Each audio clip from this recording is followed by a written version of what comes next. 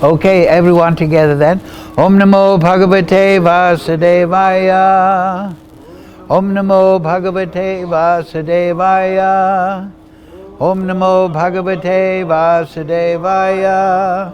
Are you sure this is pointing at me? Yes. Because it looks like it's pointing over my shoulder. No, I'm seeing the videos. Yes? Okay. All together, please.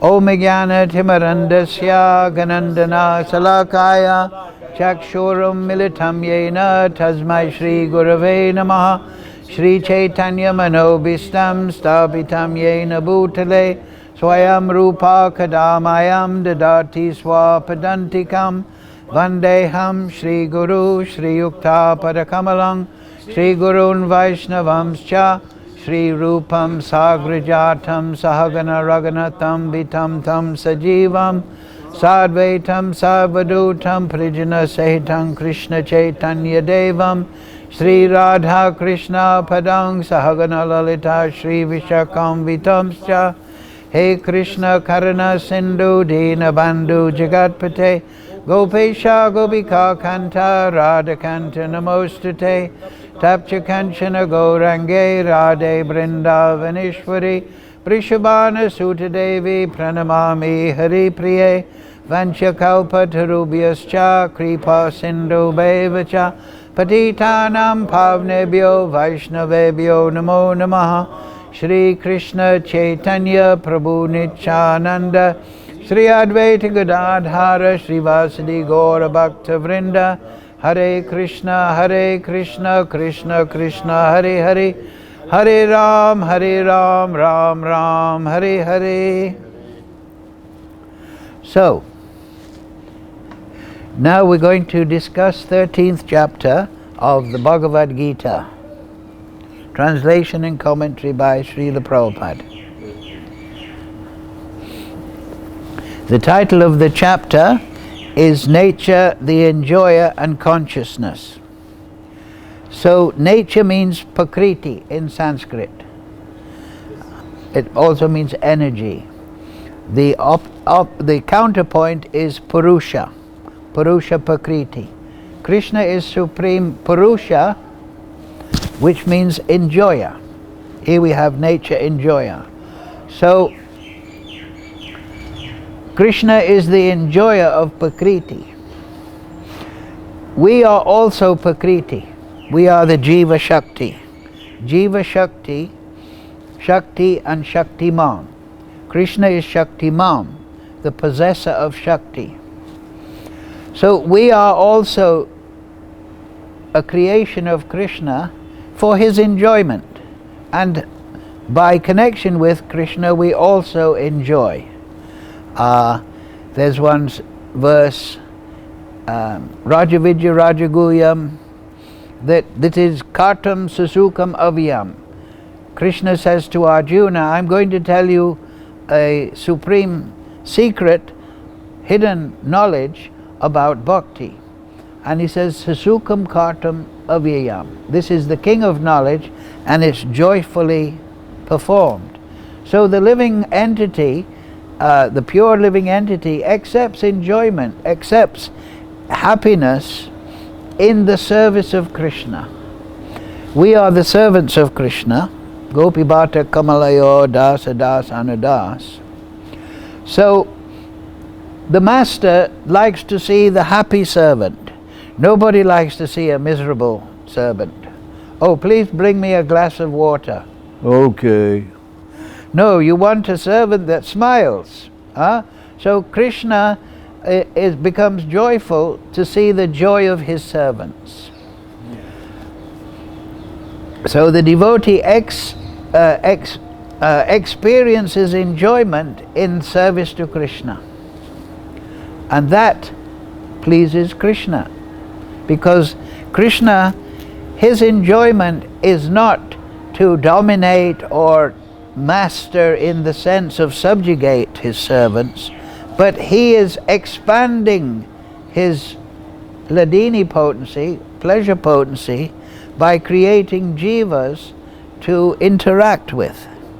And these jivas, they have free will, but unfortunately in the material entanglement, we try to be the enjoyer.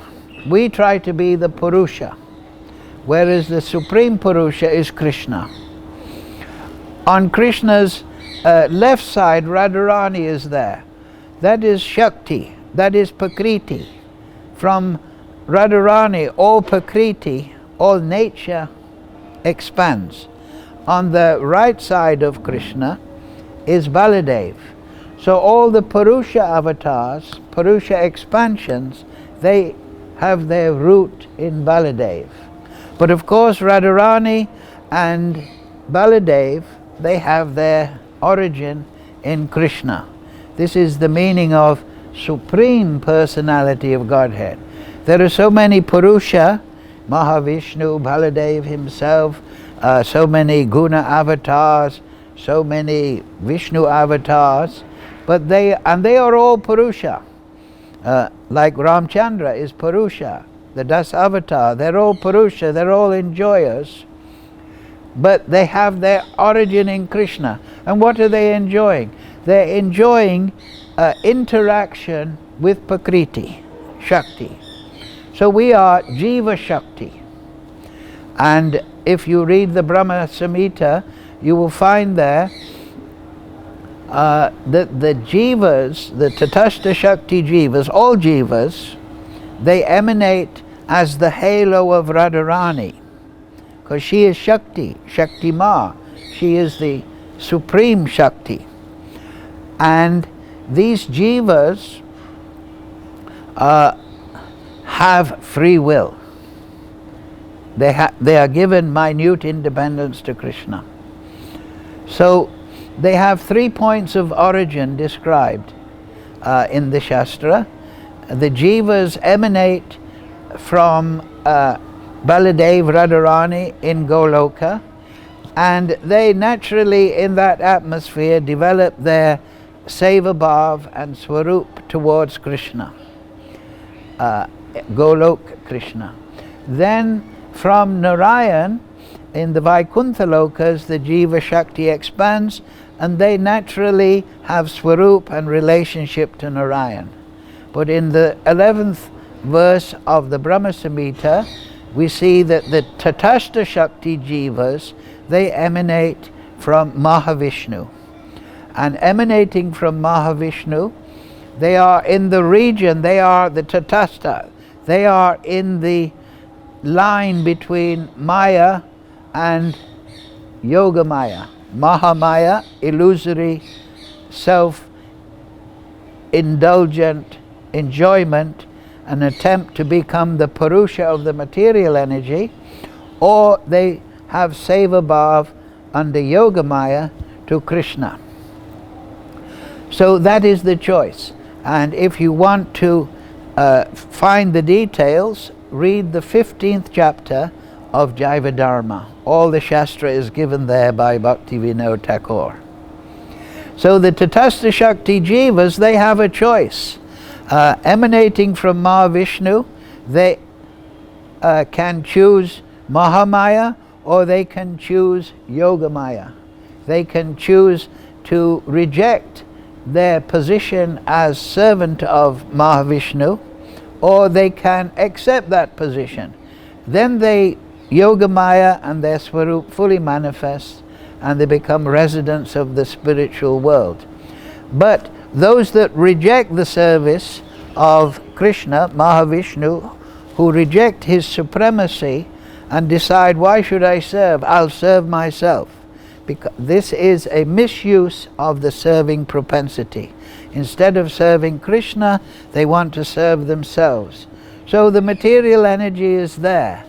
And then they can become false Purusha of the Prakriti, the lower Prakriti. The material energy is Apara Prakriti, inferior nature, whereas the spiritual world, the Chit Shakti, is Paraprakriti. So the living entity, upon emanation, creation by Mahavishnu, 11th verse, Bhagavad Gita, he can choose service to himself or service to the Supreme. But those living entities that go into the inferior energy, they become under the illusion, under forgetfulness of Krishna, because the pradhan is the base substance that creates the material energy. And the pradhan is emanating from Mahavishnu. It is also known as the causal ocean. And Mahavishnu is in Yoga Nidra. He's forgetful of his self. So it is the Chit Shakti, it is the emanation of the Supreme Lord, but it has the element of Tama, forgetfulness. So all the material energy carries this in a subtle form, this element of Tama. It causes the living entities that try to become Purusha of the material energy, enjoyer of the material energy, to forget the Supreme Lord and his supreme position and their position as his servants. There's that verse, Mama Angsa Jiva Loke Jiva Bhuta Sanatana Mana Shastra Indriyani Prakriti Stani Kashiti. The living entities are the part and parcel of Krishna, but due to conditioned life, they are forgetful of their eternal nature and they're struggling very hard in the material energy. But Krishna, through his incarnations, through his sadhus, through the sampradayas, through the Vedas, through the acharyas, is always giving information into the material energy, particularly for those souls that who've attained human form in Bhuloka, this material region of the material universes, whereby they can give up this false attempt to be enjoyer and become in their real position as the ecstatic servants of Krishna. This is through the path of surrender, sharanam, as Krishna says, aham sam, what's that verse? Sarvadharma prijaya mamekam sharanam vraja. Give up all your material attempts, dharma, whatever, and just really take to Jaiva Dharma. Awaken your Sanatan Dharma. Muksha yishyami ma, I'll free you. Ma suchaha. And then you become victorious. Surrender to Krishna means victory. In the material sense, surrender means I'm defeated. I have to satisfy the victorious entity. But in Krishna consciousness, surrender means not some abject subjugation. It means an ecstatic liberation. Muksha yishyami ma suchaha. Muksha, liberation, freedom, victory over the material entanglement. So nature, enjoyer, consciousness. Nature is para and apara. We are also Prakriti. Enjoyer is Krishna. But we are attempting to be Purusha, enjoyer of this. And then the third word in the title is consciousness, Chaitana. So consciousness. Nityo Nityanam Chaitanas Chaitananam Eko Yoda Dadati Kaman. So Krishna within the heart, he fulfills the desires of all living entities. That is his pleasure. His pleasure is to give pleasure, give happiness to all his parts, expanded parts and parts. So that is a little bit, that is just to touch the nature of this title. So this is the 13th chapter, and it is the start of the last 6 chapters in the Bhagavad Gita. There are 18 verses. So the Vedas, 18 chapters rather. There are, in the Vedas, the Acharyas have explained that there is Karma Kanda, there is Jnana Kanda, and there is Upasana Kanda or Bhakti Kanda. Upasana means worship. So people in Bhakti, they worship the Supreme Lord out of love. That is their happiness. just in this material world, material example, we worship somebody we love. Worship in what way? We discuss that person, we meditate on that person, we want the association of that person, we glorify that person. So in the spiritual world, out of love, everyone is glorifying Krishna. But they are in the Bhakti Rasamrita Sindhu, the ocean of ecstasy, devotion. They're tasting rasa, different rasas. And in the material world, it is jada ras. It is mixed with happiness and distress. Dukalayam asashvitam. So the consciousness in the material world is always full of this duality: accept, reject, happiness, distress. And this is not the real condition. So the real condition is ecstatic loving devotion, unmixed ecstasy in one's spiritual form, relationship known as Swarup. So Krishna gives this knowledge, how to attain that, through the Vedas, through the Acharyas, through the bona fide Guru, through Sadhu Sangha. So the Bhagavad Gita is the summation of this. So the first 6 chapters deal with karma, but they are dealt with work in relationship to Krishna. Krishna always teaches in the Gita the knowledge of karma, one's prescribed duties, how to perform them in the path of bhakti. And then the middle 6 chapters are Upasana Kanda. There's full elucidation of Krishna. Krishna displays to Arjuna the universal form in 11th chapter. He shows to Arjuna and us that he is the supreme, that Sutri Mani Gana Iva, everything rests upon him. And so after the 11th chapter, then comes the 12th chapter, which is called Devotional Service. So that is, after we realize that Krishna is the supreme entity, the supreme Purusha, then naturally Krishna is explaining how to perform bhakti. So he explains that Arjuna, you fix your mind upon me without deviation. But if you can't do that, then follow the rules and regulations of bhakti. And then there's elaborate discussion of different levels of bhakti. So now the last 6 chapters can be viewed as Jnana Kanda. They are elucidating so much knowledge. But again, this is knowledge in relationship to Krishna. It is not aiming at liberation like a certain portion of the jnanis. It is not knowledge for the self-satisfaction of the conditioned soul.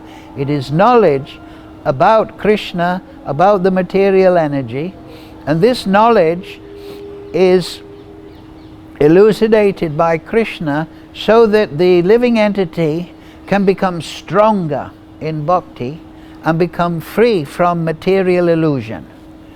In the material world, we all have a certain conception of life, and we all come to conclusions.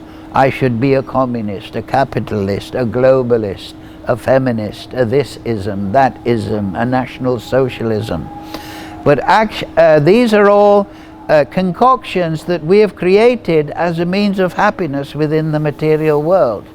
But if we remain in the material world, we are only going to experience rebirth, death, old age and disease. It is unavoidable. There is no unmixed happiness.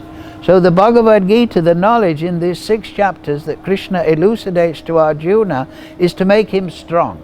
Now Arjuna, you have seen the universal form.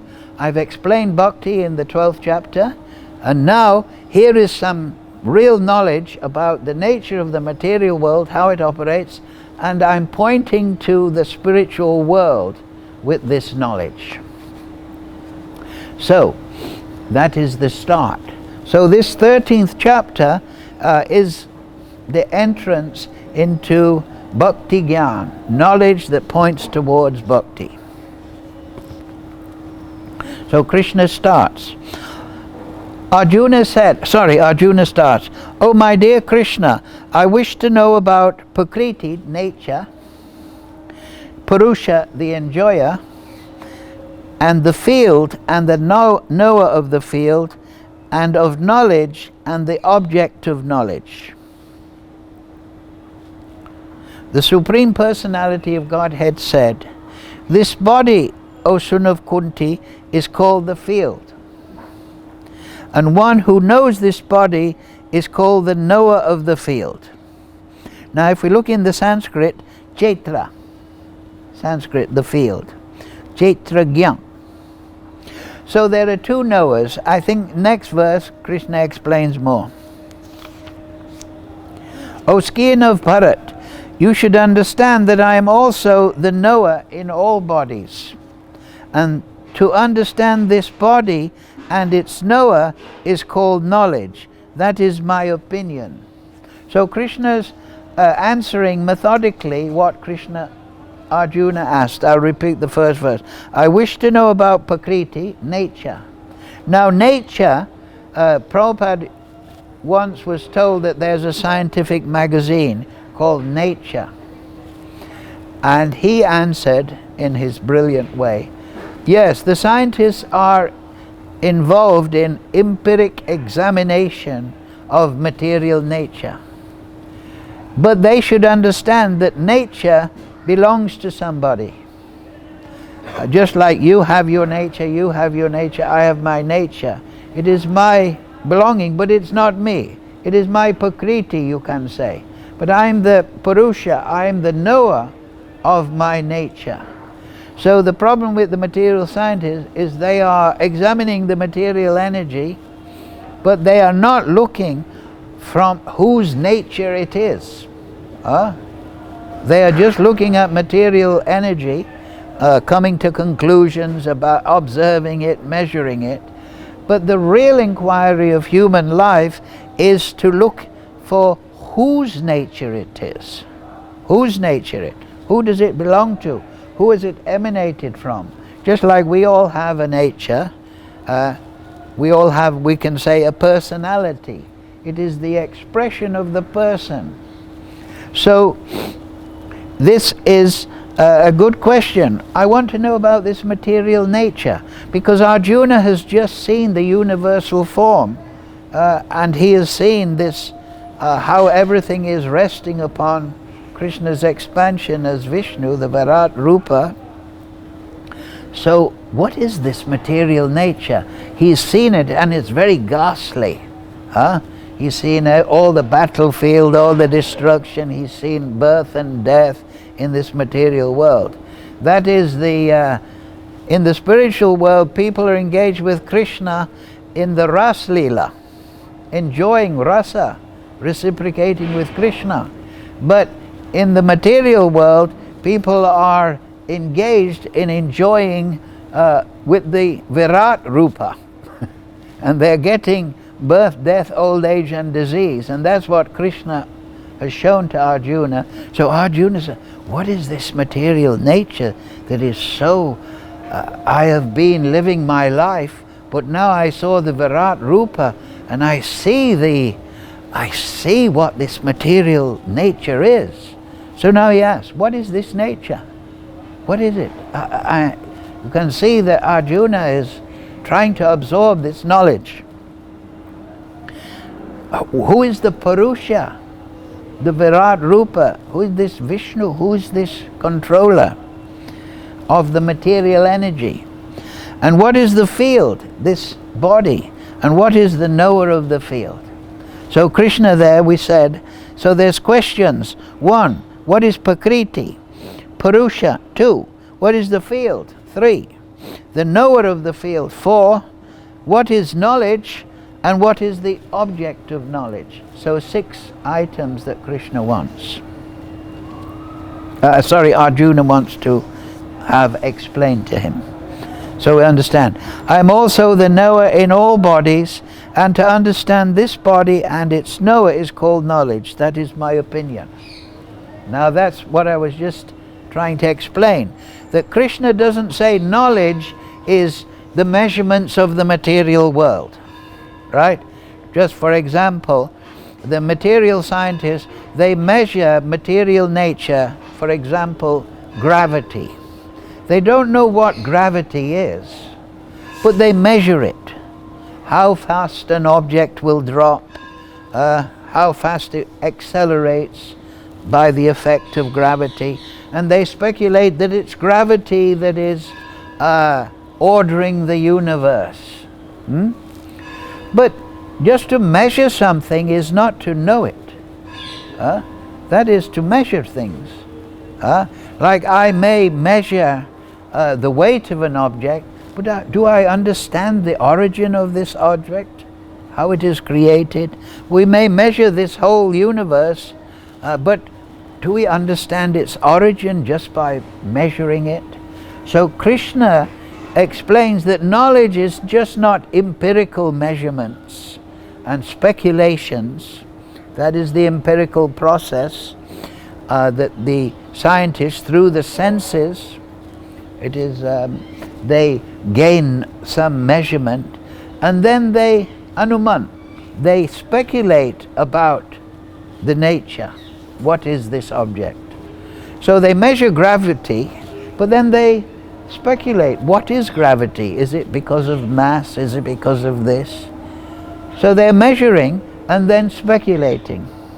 So they're gaining, I think called pratikula. They're getting sensual information and then anumanta.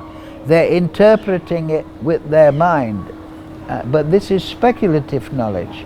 But here Krishna is explaining to understand the knower in all bodies, to understand Krishna, and to understand the jiva, and to understand this body within which Krishna in the form of Paramatma and the jiva are positioned, that is knowledge. That is knowledge. So knowledge is to understand spirit, whereas the materially forgetful living entity is thinking knowledge means to understand matter. But their understanding is faulty because it's not in relationship, it's not understanding in relationship to the origin, to the source, to Krishna. So it is illusory knowledge. And therefore, they're always coming up with a new theory. Nature magazine, it's a big scientific magazine, but they're always coming up with a new theory. So it's a monthly or bi-monthly magazine, and then there's always a new theory, right? The Big Bang Theory. First there was a chunk, then there was no chunk, and then there was a singularity, and then there was this, and maybe this is the origin, and this and that. So this is speculation. It is just endless guesswork about what they're measuring. But Krishna says, no, to understand how this material energy has manifest, to understand the manifester, that is knowledge. To understand the Supreme Lord, to understand the origin. So in the Srimad Bhagavatam, Janmadi Asyata, in the Vedanta Sutra, Janmadi Asyata, the first sloka is Atato Brahma Jignas. Now is the time, now you're a human being, and now at all times you should inquire what is the Supreme. And then the next verse, Krishna defines the Supreme. Janmadi Asyata. The Supreme, Brahman, Brahm, is that from which everything has emanated. So that is very succinct. So we should inquire into the Supreme origin, the Supreme Source, not just measure the expression of the Supreme, the Prakriti. What is the living entity? What is this material nature? So on and so forth. So that's what Krishna means when he says to understand this knower in the body and to understand that is knowledge. Oh. The book is opening itself. It's eager for the other verses. So, you should also, I'll repeat that, you should understand that I am also the knower in all bodies, as well as the jiva, the living entity, and to understand this body and its knower is called knowledge. So we can understand the material nature, and if we understand it in relationship to Krishna, that is knowledge. But if we try to understand material nature separate from the source, then that is illusory and speculative knowledge inevitably. Just like if we try to understand a country without reference to its government, to its king, its parliament, to its laws, its history, its tradition, its origin. If we, this is material example, then we can understand the culture of the country. But if we don't understand the origin of the culture, we can't understand. Like many people, they come to India from Western or Eastern countries, and they think, what is this? People are different, they relate to each other, they have a different culture. But if they understand the Vedas and the history and traditions, the origin of the culture, then they can understand India very nicely. So to understand this body and its knower is called knowledge. That is my opinion. Right? So Krishna is the Supreme Court.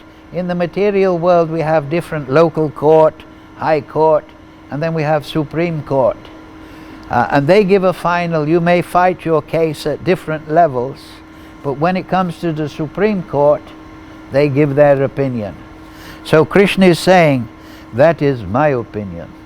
Because Krishna is the Supreme Personality, He's the Supreme Knower, so His opinion is the final opinion. But He says it in a very humble way. Krishna, all His qualities are unlimited, so Krishna is unlimitedly humble. So, that is my opinion. He doesn't say, this is how it is. He says, that is my opinion, Arjuna.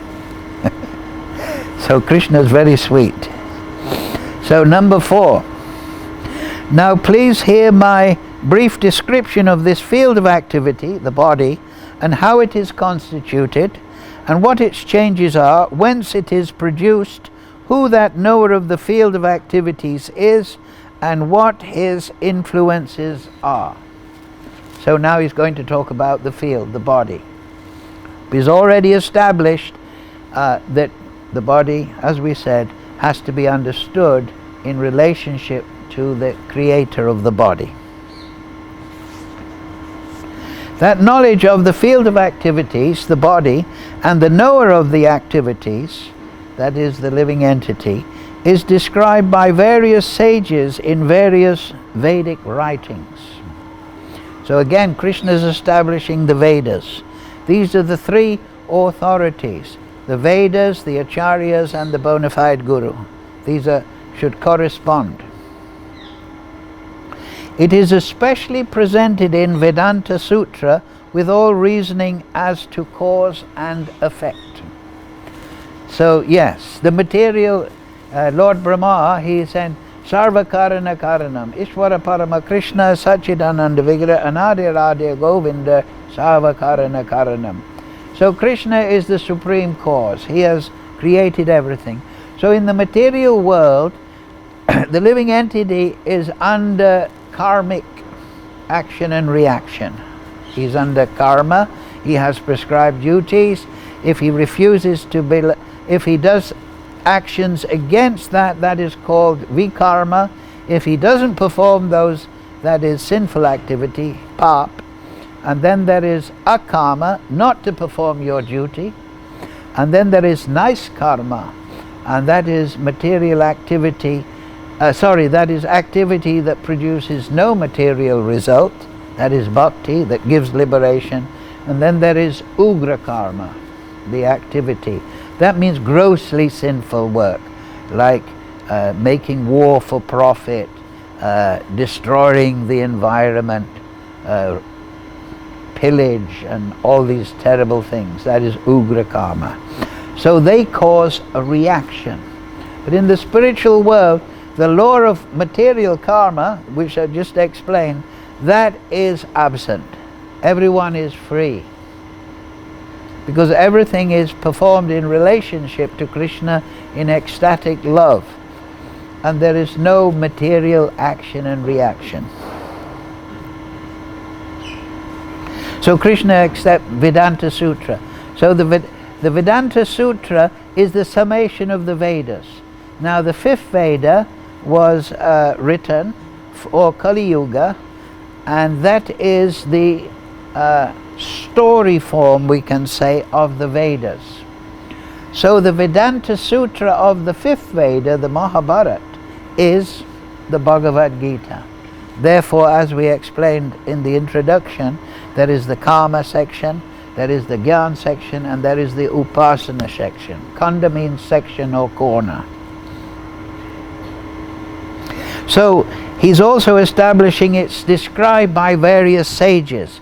There is the Vedas, the Vedanta Sutra, which is the summation of the Vedas, and then there are the sages, the great acharyas, the big rishis, the empowered acharyas.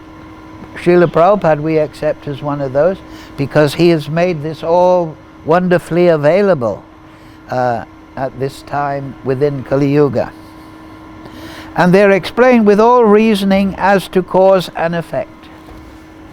So the Vedas are established, but they are explained logically, because we want to accept authority, yes, but we want to also be satisfied. We want our intelligence to be satisfied.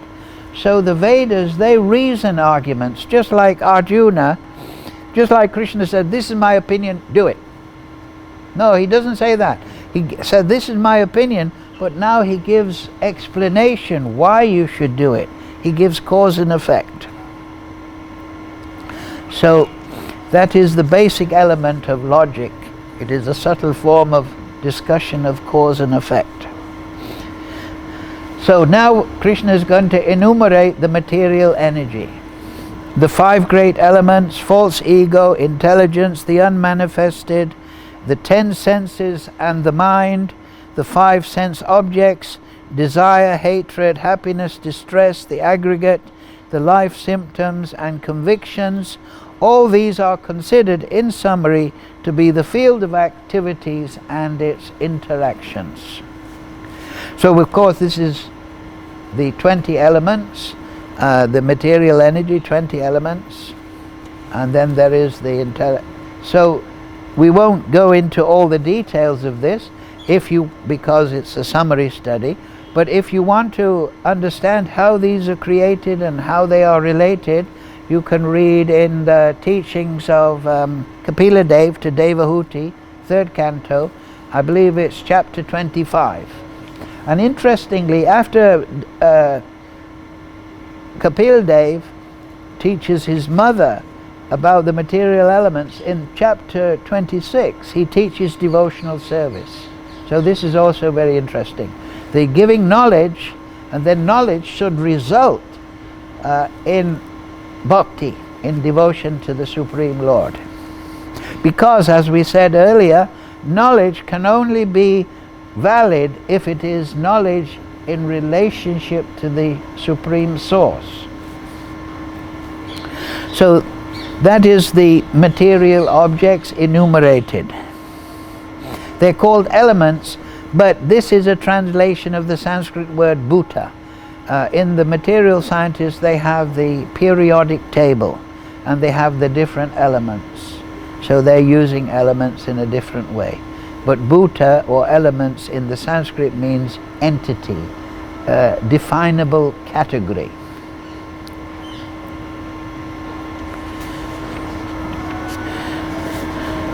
So they're the material elements, the external elements, and the subtle elements.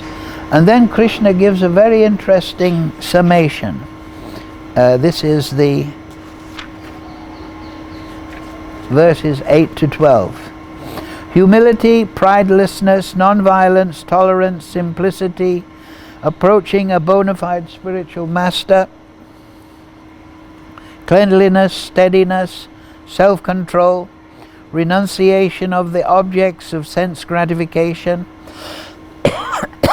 absence of false ego, the perception of the evil of birth, death, old age and disease, detachment, freedom from entanglement with wife, children, home and the rest, even-mindedness amid pleasant and unpleasant events, constant and unalloyed devotion to me, aspiring to live in a solitary place, detachment from the general mass of people, accepting the importance of self-realization and philosophical search for the absolute truth.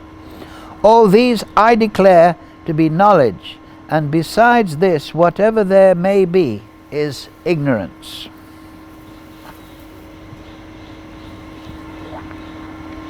So Arjuna was asking, what is knowledge? So this is knowledge.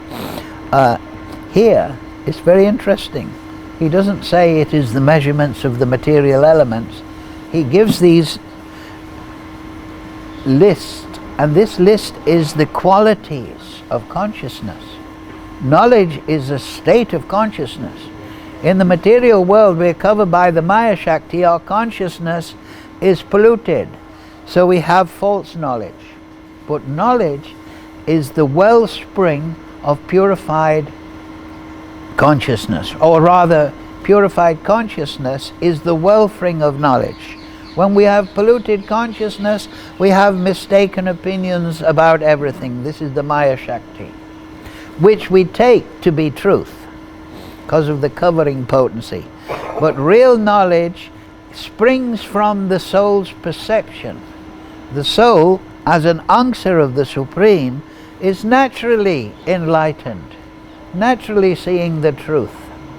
But in the material world, that is covered by the attempt to be Purusha of the material Prakriti. So we should study all these different items.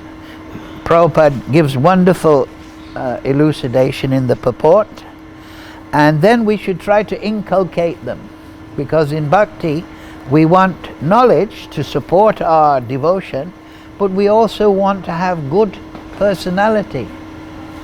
We don't want to just know everything and be a violent, proud, arrogant person. We want to cultivate humility, prideless, non-violence, tolerance, simplicity. So both things should be cultivated, knowledge and good personality, amanina maninena.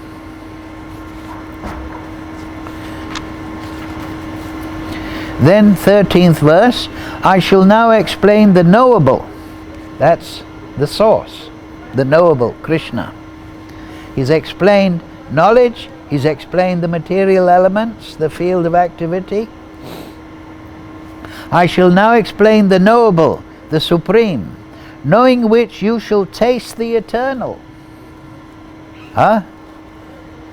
So this is what we discussed before. The material scientist, he wants to know the material energy, but in forgetfulness of the supreme, the source. But here Krishna says, now I'll explain the source of this material energy and consciousness. I've explained in its pure form. But now, if you know that knowable, then you will taste the eternal. So then, Brahman, or Brahma in Sanskrit, the spirit, beginningless and subordinate to me, lies beyond the cause, effect and effect of this material world. So this is the true meaning of transcendence. This material energy is a mixture of the supreme and the material energy. It is a mixture of consciousness and the material energy. The problem is we're focused on enjoying the material energy when we should be focused on trying to know the Supreme. So Krishna is now moving from the external material energy and material event and he's going to expand on that which is supreme. Atato Brahma Jignas. This is natural. Even the material scientists, they are trying to find what is that supreme principle of the material world. Everyone wants to know the supreme. That which is supreme, above all. So, very interesting here. Because now we're going to see Krishna explain the Supersoul. Everywhere are his hands and legs, his eyes, heads and faces. He has ears everywhere.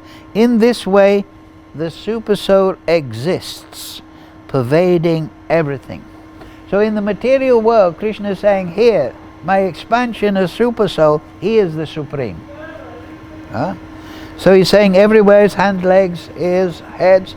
So Krishna, Arjuna rather, has just seen this in chapter 11. He's just seen the Virat Rupa, how Krishna pervades everything, and everything is under his knowledge. He is omniscient, he is omnipotent and omnipresent. So that is the Supersoul.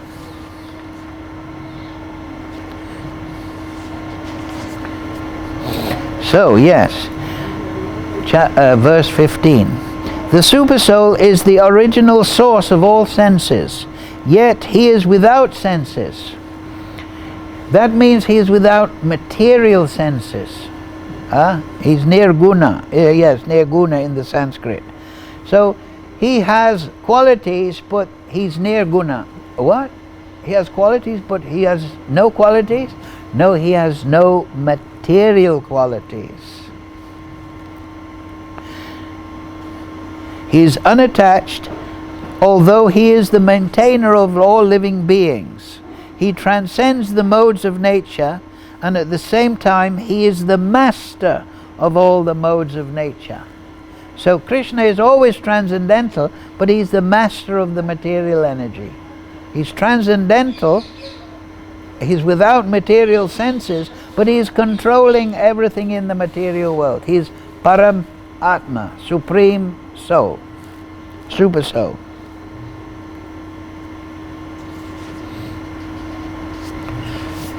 Then Krishna, the translation of Prabhupada is wonderful. The Supreme Truth exists outside and inside of all living entities, the moving and the non-moving. Because he is subtle, he is beyond the power of the material senses to see or know. Although far away, he is also near to all. Now if you understand the position of Supersoul as transcendental, you can understand that. He's far away.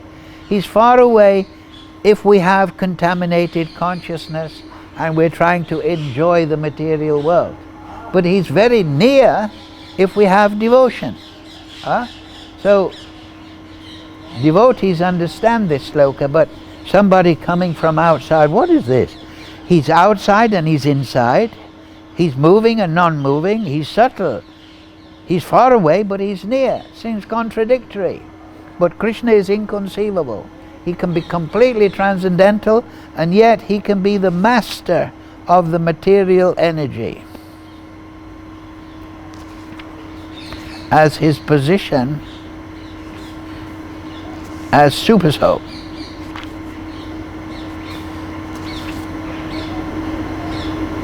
Right. So now Krishna will continue with explaining the Supersoul. Although the Supersoul appears to be divided among all beings, we hear, yes, Supersoul is in this person's heart, this person's heart.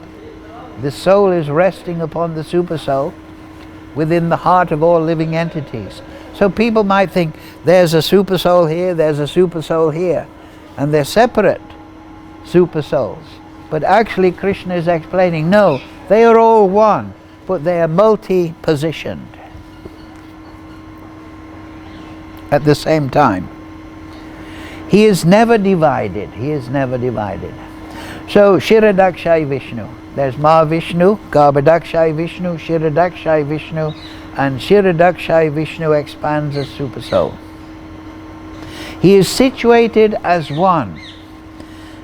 Although he is the maintainer of every living entity, it is to be understood that he devours and develops all. So he devours. That is his function as Lord Shiva. He is given the quality of, he's Gunavatar, Lord Shiva. He's the destroyer of the material energy at the time of Pralaya. But he also develops all. So he has the Brahma creative function too. So Brahma and Lord Shiva, the creative function within the material world, the Gunavatar Lord Brahma and the Gunavatar Lord Shiva, the destructive element in the material energy, they all have their potency, the origin in Krishna, the Super Soul. It is explained there that Vishnu, I think it's his left leg is Lord Brahma and Lord Shiva is the right leg. It is described in the Brahma Samhita purport. It may be the other way around. So they are expressions, they are expansions ultimately of Super Soul, Mahavishnu.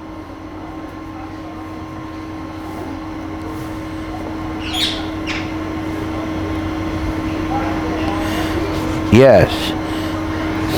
So then more information about the Super Soul. He is the source of light in all luminous objects. So that's very clear. The sun is luminous. Even you can say the light bulb is luminous. Why is that? Because the Super Soul is the source of all energy. So therefore light is an energy. It is manifested by the sun, luminous objects. So that potency has its root in the Super Soul. He is knowledge. He is the object of knowledge. Yes, so he's knowledge. He is pure consciousness. And he is the object of that pure consciousness. He is the goal of knowledge. He is the sadhya. That is interesting to note at this point, that in the Vedic paradigm, there is sadhya, the goal, and there is sadhana, the means of attainment, the practice by which one can attain the goal. The sadhya is available through sadhana. And he is situated in everyone's heart. And therefore, as consciousness, another purport in the Bhagavatam, Prabhupada said, the Super Soul is the form of direction within the heart of the living entity. We have conscience, right? Like the criminal. He knows to be a thief is very bad. Super Soul within the heart will say, don't be a thief. Don't steal. But the sinful living entity, I won't listen to my heart. I'll steal some money. I'll go in the night and I'll rob this person's house. So that is the problem of Super Soul. The person in the house is praying to God, please may I be safe in the night. And then the thief is praying, please may I be able to steal from this house. So this is a very difficult position. So everything is regulated by cause and effect, under the control of Super Soul. Thus, so Krishna's in this way, thus means in this way, Krishna is summarizing, the field of activities, the body, knowledge and the knowable have been summarily described by me. Only my devotees can understand this philosophy thoroughly and thus attain to my nature. So we explained this already, that the devotees, because they are understanding Krishna, they can understand the material world, they can understand the spiritual world. They can understand it thoroughly, because eternality means you're eternally realizing Krishna. You never come to the end of understanding Krishna. Krishna is unlimited. It is explained there, Lord Chaitanya appears because that is Krishna trying to understand the position of Radharani, trying to understand what is attractive about himself that interests Radharani, trying to understand what is the bliss Radharani feels when she looks upon me in her service. I want to taste that, I want to experience that. So even Krishna is trying to understand himself. So even us, tiny fragmental portions of Krishna, we're always trying to understand ourselves. What is my nature? Why am I thinking and feeling in this way? So we get, that is there in Krishna also. That is called Ahangra Upasana. When it's properly understood, if we understand ourselves, because we are Angsa, the same quality as Krishna, we are Angsa, the same, but we're smaller, but if we understand ourselves, we can have some inkling of Krishna. We are the sample of Krishna. So I'll say that again. Only my devotees can understand this thoroughly and thus attain to my nature. This is very important. That if you understand Krishna, then you attain to that nature. And then what do you attain to? You attain to eternal life. And there's also that sloka, I think it's in 4th chapter, Gita 11. Janma kama tame divyam evam yo vaditatpata takva deham punarjanma naitimam meti sarjana. Arjuna, if you can understand the transcendent divyam, my leela, my birth and my activities, then you will attain the spiritual world and you'll never take birth again. You'll attain eternal life. So this is, as we stated at the beginning, the knowledge, bhakti-yoga, knowledge in relationship to Krishna, gives liberation, and it fortifies our devotional bhava, or our upasana.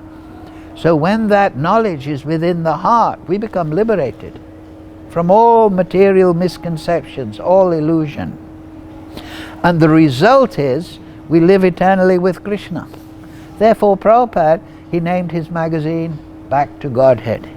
And he particularly used this phrase when he was traveling through and creating the different ISKCON centers, that go back to Godhead. Go back to Godhead. Have sadhya, have your goal, eternal life. Because this material world will never satisfy you. You will get a drop of water enjoyment in the desert. You will get some money and you'll think, oh, I've got more money than him, I'm a greater man. You will get some position in society. Oh, I'm very important, I've written a book. When I die, this book will be read for hundreds of years. Of course, after 100 years, somebody will throw it in the river. So, and then sex life. Sex life is just a relief of tension, generally. It is a satisfaction of the senses, but it is not touching the soul. So the soul is satisfied in relationship to Krishna, when he's Krishna conscious, when his consciousness is mixed with the consciousness of Krishna, because you taste the eternal. When you're in a relationship to Krishna, then your nature as Satchitananda Vigraha also awakens. So Prabhupada often, particularly at the beginning, go back to Godhead. Don't stay in this material world. Don't try to enjoy. Don't try to go to Swagaloka. One time Prabhupada jestingly said, many of my disciples, they want to go to Swagaloka. They want to enjoy with Indra, heavenly delights. There's no factories, there's no offices there. There's the Nandanandan gardens, there are the Apsaras, there's the Gandharvas singing beautifully and sweetly. But it's temporary. It is like going on a holiday. As long as you can pay the bill in the hotel, everyone is happy to bring you lemon juice in the morning and a nice glass of milk at night. But as soon as you're not paying the bill, they say, on your bike, sleep in the street outside. Wait a minute, I've been in this hotel for a month. You've been treating me like a king. Yes, because you were paying money. So once our karma is exhausted, then residents in Indraloka, we become yoga brasta. We have to come down to karma bhumi and create more good or bad karma, and it's very dangerous. So, material nature and the living entity should be understood to be beginningless. Their transformation and the modes of matter are products of material nature. Yes, but it's beginningless. It's an eternal function. It is rooted in the pradhan, which is ultimately transcendental to energy.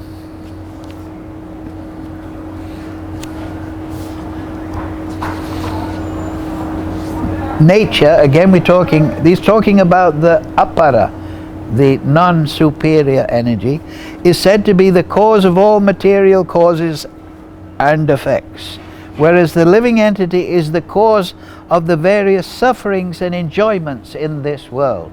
Now this is very nice, very interesting. Yes, there's action and reaction in the material world. You know, we have a lever and we lift things with a lever. You put so many pounds of pressure there and you move it 10 inches and it will move this so many inches. Action and reaction.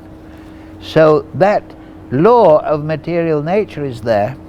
And so we're experiencing cause and effect in the material world. We're getting result. But Krishna says something very interesting. The living entity is the cause of the various sufferings and enjoyments in this world. That means what is coming to him as a result of his work, he is interpreting it as suffering or enjoyment. And therefore some people, they may think, oh, to take drugs, it's horrible. I lose my clear consciousness, I don't like it. But then another person in Tamagun may think, oh, this is great. I'm completely out of it. So the living entity is interpreting. Oh, my wife is angry. I'm so happy. Oh, my wife is angry and unhappy. I'm unhappy. So we're interpreting our experience as happiness or distress. So the living entity is interpreting the material causes and effects in a sense of accept and reject. What is that? Sankalpa, nirkalpa. So that is rooted, the interpretation is in the living entity. The living entity in material nature thus follows the ways of life. It's very poetic the way Prabhupada says it. The living entity in material nature thus follows, in this way, follows the ways of life. He's going in this way, that way, through the material world. Enjoying the three modes of material nature. So he's enjoying, he's being Purusha. He's a false Purusha. He's really Prakriti, he's really Shakti, Jiva Shakti, but he's trying to be the Purusha. He's enjoying this. Oh, I'm happy now, I have money. Oh, I'm happy sleeping on the street. I'm happy the wife left me. I'm happy the wife loves me. He's enjoying the ways of life. He's writing poetry, he's writing music, he's making paintings, he's making philosophical treatises. He's enjoying the ways of life. But he's in Kunta. He's not in Vaikuntha. He's in anxiety because he's separated from Brahman by his consciousness. This is due to his association with that material nature. Thus he meets with good and evil among various species. Yet in this body there is another, a transcendental enjoyer, who is the Lord, the Supreme Proprietor, who exists as the overseer and permitter, Anukula and Upadrista. This is the position of the Supersoul, who is known as the Supersoul. So two words very important there. He is Upadrista. He's seeing everything. And Anumanta. He is giving sanction. Some people think Krishna knows everything, Therefore, he's responsible for the fact that I robbed the bank last night. He knows that. He inspired me to do it. No. He is the detached overseer. And in a detached way, he is giving the effect, cause and effect, the effect of your cause. He's not inspiring people in this way. Sometimes it is said that the activities of the supersoul in one sense are impersonal, because he is just like the judge in a court. He doesn't hate this person, the defendant. He's just giving judgment according to the law. He's not. He may have compassion for the defendant. Now you've got to go to jail for 5 years. But he is not the cause of the sinful activity. So yes, Krishna, a supersoul, he's detached, but he has compassion, and within the heart he's giving conscience. Don't do that. Don't do that. Do this. But we as living entities, we override our conscious, our intuition. Tuition, teaching from inside. Intuition. It refers to supersoul. So that is it. The living entity following the ways of life. Yet in this body there is another transcendental enjoyer, who is the Lord, the Supreme Proprietor, who exists as overseer and permitter, who is known as the Supersoul. One who understands this philosophy concerning material nature, the living entity, and the interaction of the modes of nature is sure to attain liberation. As we're saying, that once you have this knowledge, you get moksha. And from the position of liberation, bhakti is very easy to perform. Well, of course, bhakti jnana is particularly powerful in giving us liberation. He will not take birth here again, regardless of his present position. Some perceive the supersoul within themselves through meditation, some through the cultivation of knowledge, and still others through working without fruitive desire. Yes, through meditation, samadhi, through cultivation of knowledge. And you see, this meditation, this is referring to upasana, meditation. The devotee smaranam, remembers Krishna. And then cultivation of knowledge through jnana, and through others working without fruitive desire, karma. But karma should be performed without desire for enjoyment. Again, there are those, though not conversant in spiritual knowledge, begin to worship the Supreme Person upon hearing about him from others. So that is also bhakti, shravanam. By hearing about the Supersoul, oh, I'm inspired. This is sadhu sangha, sava shastra, oi lavamata sadhu sangha. If you hear from the sadhu, oh, he can awaken this interest in the Supersoul. They begin to worship the Supreme Person upon hearing about him from others. Because of their tendency to hear from authorities, they also transcend the path of birth and death.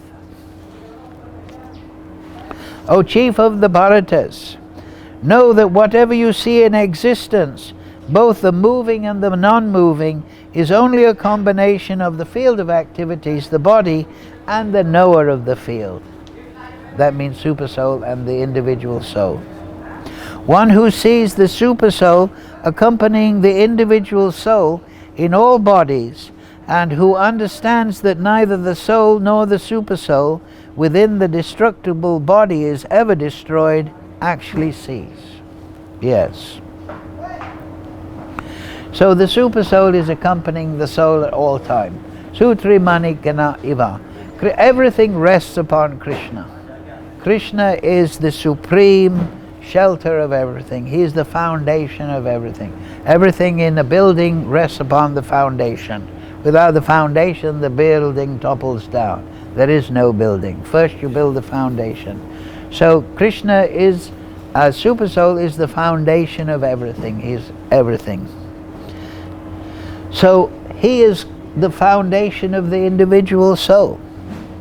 And so the living entity is traveling with the foundation, his foundation, the Supersoul, even in the ignorance of material life.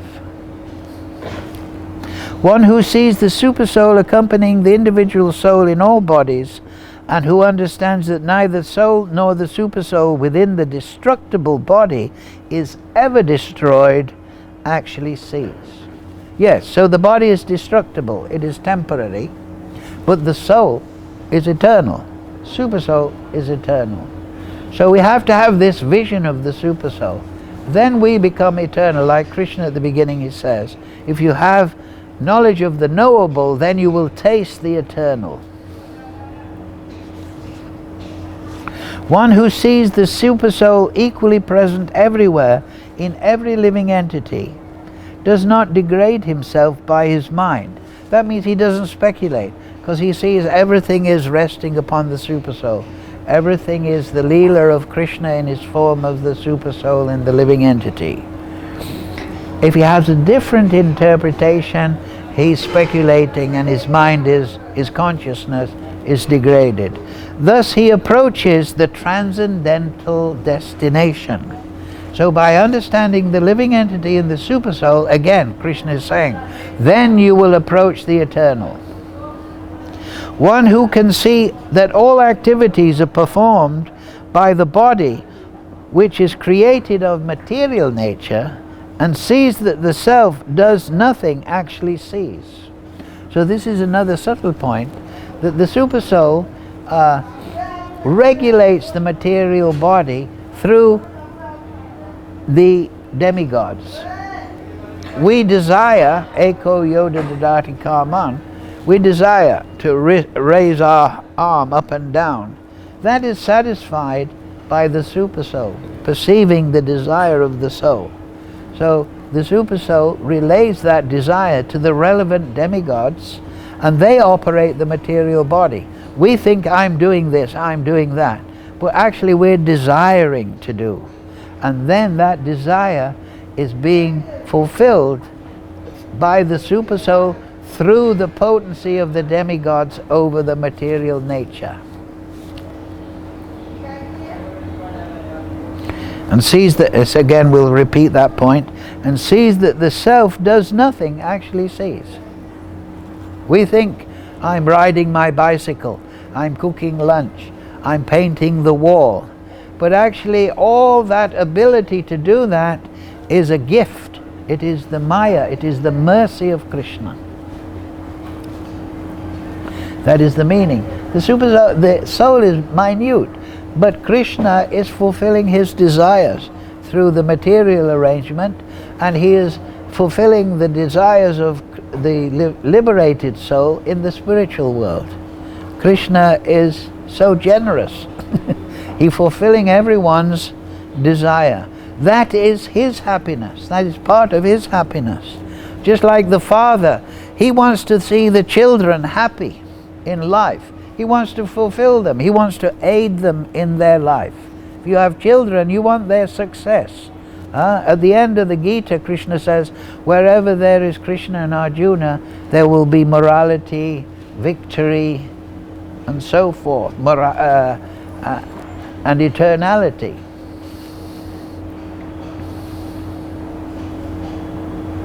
Yes, next verse, number 30. One can see that all activities are performed by the body, which is created by material nature, and see that the self does nothing, actually sees. Verse 31. When a sensible man, somebody sensible, ceases to see different entities due to different material bodies, and sees how beings are expanded everywhere, he attains to the Brahman conception. Yes, so don't see the material body in different entities. Don't let that be the focus of your consciousness, Krishna is saying. Make the focus of your consciousness the Supersoul and the living entity.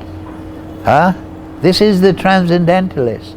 The transcendentalist may be apparently in the material nature, but his mind is focused on transcendence. And in the material world, Krishna is saying, focus on the Supersoul, focus on the living entity. Of course, in the line of Chaitanya Mahaprabhu, we are focusing upon Radha Krishna Leela. But this is knowledge of the super soul. So the living entity, the liberated living entity in the line of bhakti, he sees Shyam Sundar in the heart, not the super soul.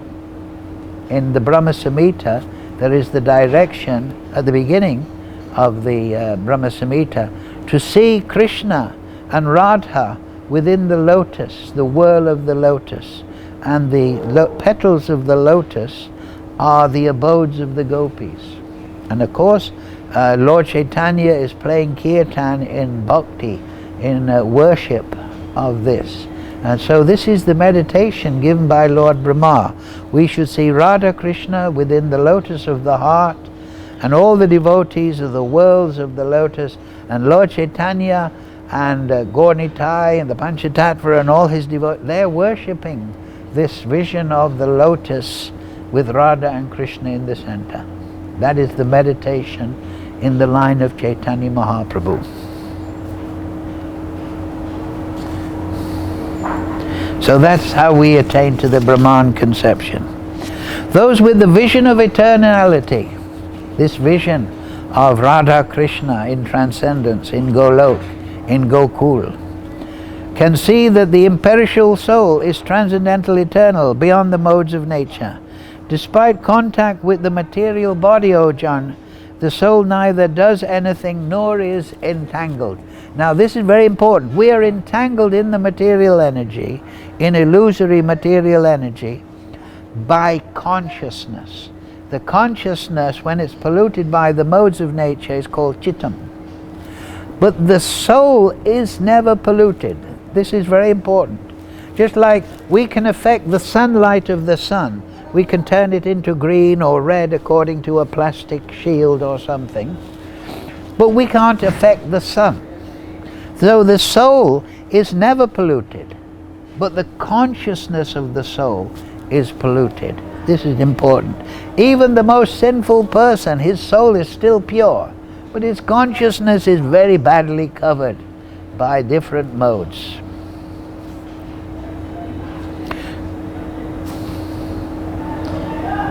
Yes. Nor is entangled. And then Krishna clarifies this point. The sky, due to its subtle nature, does not mix with anything, although it is all-pervading. Similarly, the soul situated in Brahman vision does not mix with the body, though situated in that body. So that's a reference to the liberated soul, that his consciousness, because it's fixed on Krishna, it's fixed in transcendence. So yes, he is perceiving the material world, but his consciousness is not fixed on the material energy. He's in union, he's in yoga with Krishna. Similarly, the soul situated in Brahman vision does not mix with the body, though situated in that body.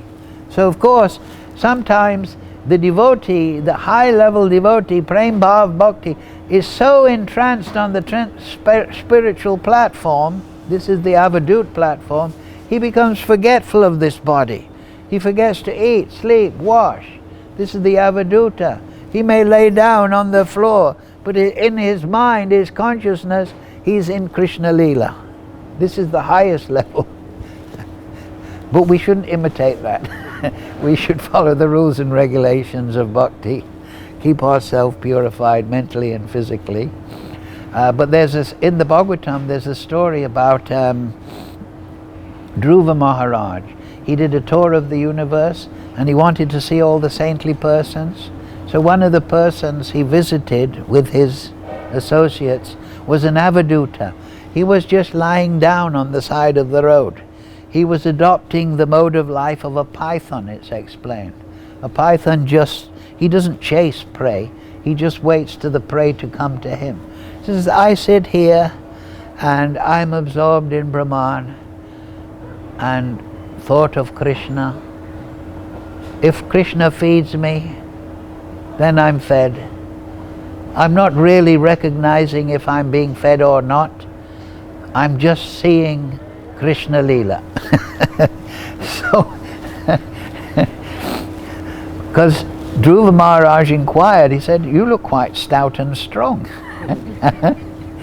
So it's explained there that the high-level devotee, such a high-level devotee, that his consciousness is flowing so much towards Krishna that Krishna takes care of his particular body.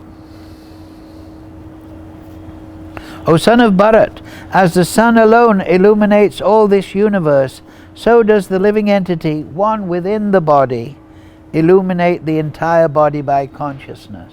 Yes, so consciousness, everybody is conscious. Their body is conscious. They feel when they're touched. That is this evidence of the presence of the soul.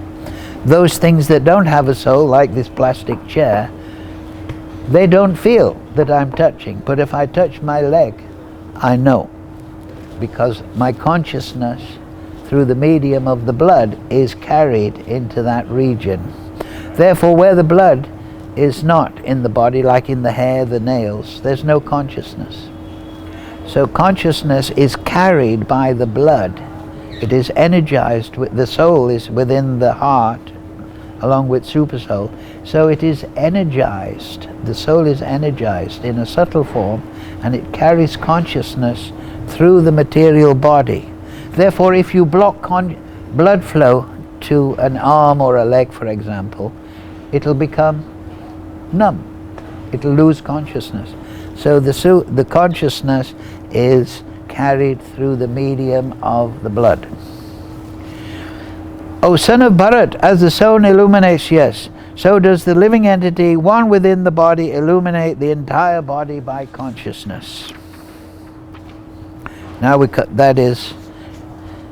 and now we come to the final verse. Those with the eyes of knowledge,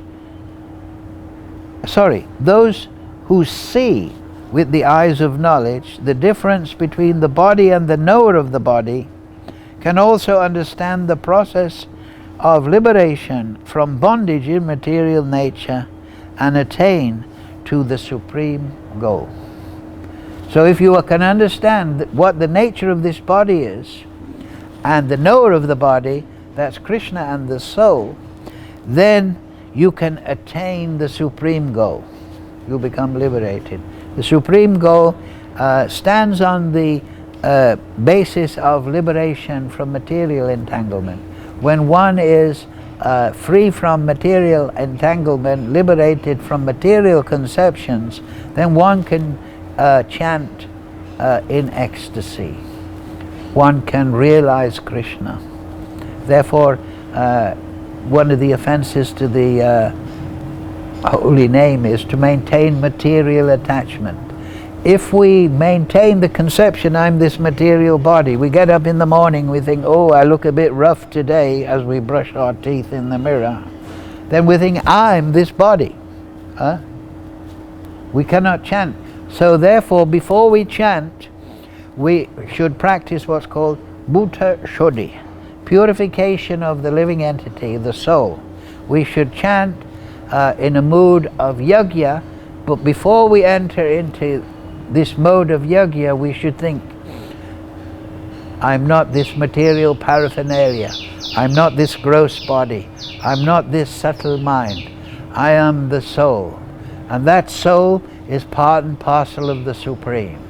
And now I perform bhajan by chanting Hare Krishna, Krishna Krishna, Hare Hare, Hare Ram, Ram Ram, Hare Hare.